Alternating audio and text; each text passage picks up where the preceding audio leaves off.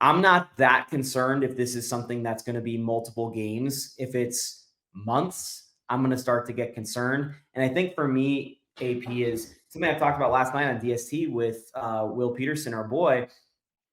It's like Cam Johnson needs some time to gel, and we're all being patient with Cam Johnson. But if Cam Johnson misses the next 10 games and he's picking this back up in game 25 of the season, and we're going, okay, we're restarting the clock on his adjustment period, that's not going to be good.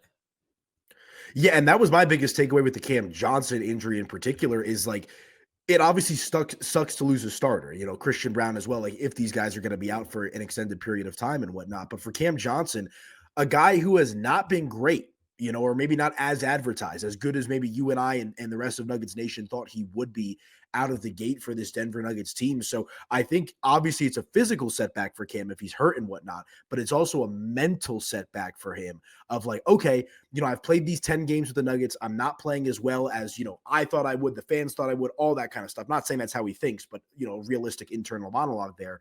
And now you're going to have to kind of sit on the bench potentially for days, weeks, months. Hopefully it's not that long, and try to get yourself back into a groove that you had not already established throughout the start of this season. So I think that's much more problematic than it is Christian Brown, just because the Nuggets, I think, are going to be able to win games in spite of Cam Johnson not being out there, because they have been doing that when he's not playing very well right now. But I think for the player and the mental, that's where it's a challenge for Cam.